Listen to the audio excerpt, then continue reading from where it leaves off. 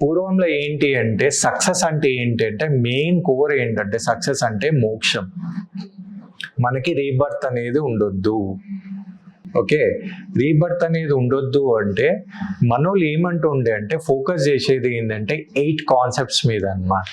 8 concepts అంటే మీరు అష్ట ఐశ్వర్యాలు అనవచ్చు, 8 లెవెల్స్ అనవచ్చు. అప్పుడు వాళ్ళు ఎలా క్లారిఫై చేసిరు అంటే మన బాడీని క్లారిఫై చేసింది అంటే 7 చక్రాస్ తోని, దాంతోపాటు ఒకటి హయ్యర్ డైమెన్షన్. అంటే 7 చక్రాస్ అంటే ఏమంటుండే అంటే మనం అవిట్లనే యాక్టివేట్ చేసుకోవాలి.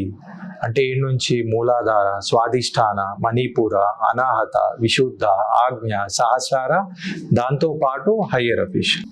ఇవి 8 అవుతుంది అన్నమాట. ఈ 8 మనకు తెలియాలి అంటే మనకి 5 తెలియాలి.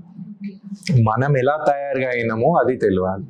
దానికి మనోళ్ళు మళ్ళీ ఇంకొక ఎక్స్ప్లెనేషన్ ఏమి ఇచ్చారు అంటే పంచకోశాలు అన్నారు.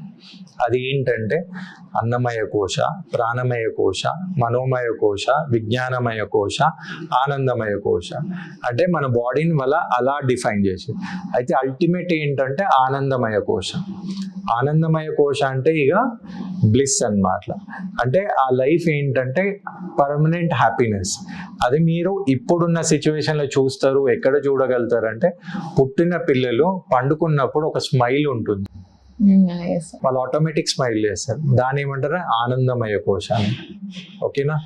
అంటే ఇది ఇప్పుడు స్పిరిచువలిజంకి మనోళ్ళ మెయిన్ కాన్సెప్ట్ ఏంటంటే మాయని త్యజించాలి, మనకి మోక్షం రావాలి. ఓకేనా? ఇప్పుడు ఆ కాన్సెప్ట్ ఇప్పుడు వర్తిస్తుందా?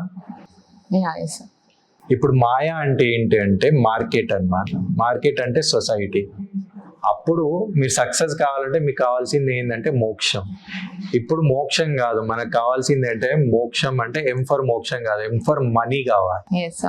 అయితే మనీని అచీవ్ చేయాలి అంటే ఇప్పుడు మీ దగ్గర కూడా 8 లెవెల్స్ ఉండాలి.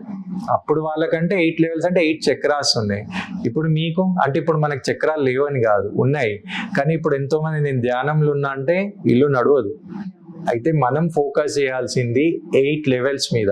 ఏంటి అంటే ప్రాణ, time, health, energy, money, career, relation and luck.